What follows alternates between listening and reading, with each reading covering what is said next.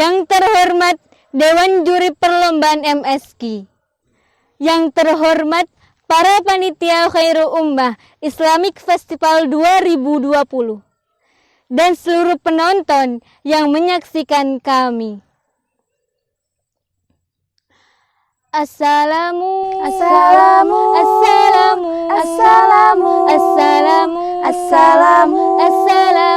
alaikum.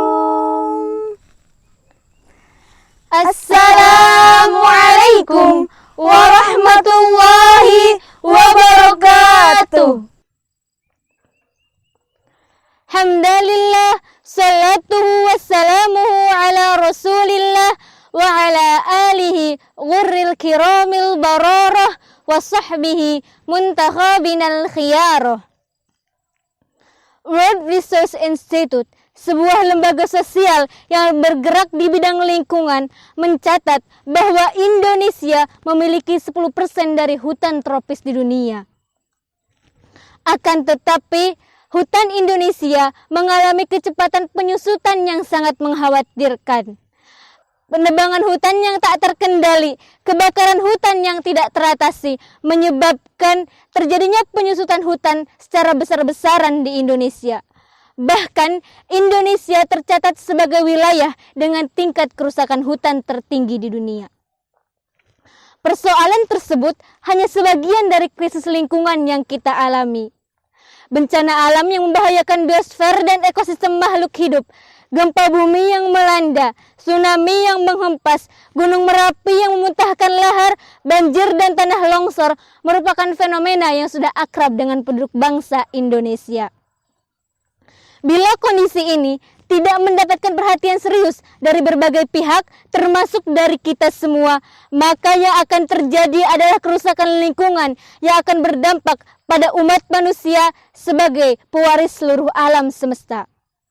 Maka dari itu, izinkan kami pada kesempatan kali ini untuk menyampaikan sebuah syarahan yang berjudul Peran Generasi Muda dalam menjaga kelestarian lingkungan hidup menurut perspektif Al-Quran. Sebagai landasan mengawali syarahan ini, mari kita dengarkan lantunan kalam ilahi Quran Surat Al-Hijr ayat 19-20 yang akan dibacakan oleh qari'ah kami berikut ini. A'udzu billahi minasy syaithanir rajim.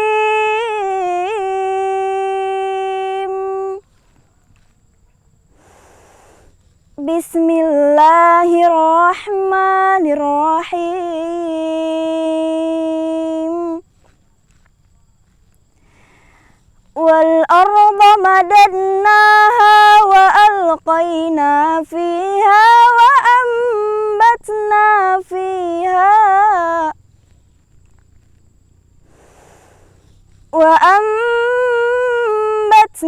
fiha min kulli syai'in mawzun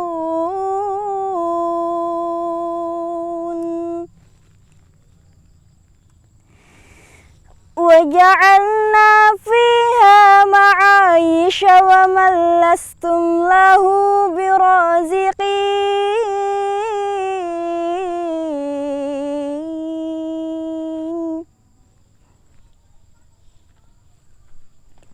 Aku berlindung kepada Allah dari godaan setan yang terkutuk dengan menyebut nama Allah yang Maha Pengasih lagi Maha Penyayang. Dan kami telah hamparkan bumi dan menjadikannya gunung-gunung, dan kami tumbuhkan padanya segala sesuatu menurut ukuran. Dan kami menjadikannya keperluan-keperluan hidup, dan kami ciptakan pula makhluk-makhluk yang bukan sekali-kali kamu pemberi rizki atasnya. Dewan Hakim dan hadirin yang kami muliakan, Profesor Dr. Muhammad Quraish Shihab dalam kitab tafsir Al-Misbah volume 7, halaman 111, menuliskan bahwa Allah menumbuh kembangkan bumi dengan berbagai aneka tanaman dan tumbuh-tumbuhan dan dijadikannya seakan-akan terhampar sehingga mudah didiami oleh umat manusia dan dimanfaatkannya untuk bercocok tanam. Diciptakannya pula gunung-gunung yang menjulang ke langit dengan dihiasi oleh tanaman dan tumbuh-tumbuhan yang menghijau yang menyenangkan bagi orang yang memandangnya. Allah ciptakan semua ini secara berkeseimbangan. Dr. Randes Profesor Muhammad Quraisy Shihab dalam kitab tafsir Al-Misbah volume 7 halaman 78 menjelaskan bahwa Allah menciptakan makhluk hidup saling kait-mengait. Dalam keterkaitan ini lahirlah sebuah keserasian dan keseimbangan. Dari yang terkecil hingga yang terbesar dan semua tunduk dalam pengaturan Allah Subhanahu wa ta'ala. Apabila terjadi gangguan kepada harmonisan dan keseimbangan ini, maka yang akan terjadi adalah kerusakan lingkungan yang akan berdampak bagi orang yang melakukan maupun yang tidak melakukan kerusakan itu sendiri. Seluruh alam semesta Allah warisi kepada umat manusia untuk kemudahan dan kenyamanannya dalam menjalani hidup yang bermanfaat. Maka anugerah besar ini harus kita jaga dan pelihara, yaitu dengan menjaga keseimbangan ekosistem alam. Namun hadirin yang mulia, kerusakan alam tampak nyata di hadapan kita semua. Seperti pemanasan global, kemarau dan kekeringan panjang, menyebarnya hama kematian, gunung Merapi yang memuntahkan lahar, gempa bumi yang berskala tertinggi, ini semua sebagai tanda dari kerusakan itu sendiri. Hal ini telah ditegaskan dalam Quran Surat Ar-Rum ayat 41 yang akan dibacakan oleh qari'ah kami berikut ini.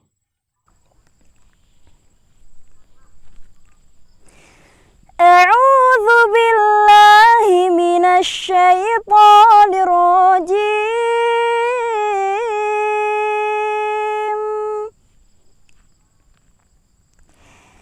Bismillahirrahmanirrahim. Zaharal fasadu fil barri wal bahri bima kasabat aydin nas. Kasabat aydin nas liyudhiqahum ba'dalladhi 'amilu la'allahum yarji'un.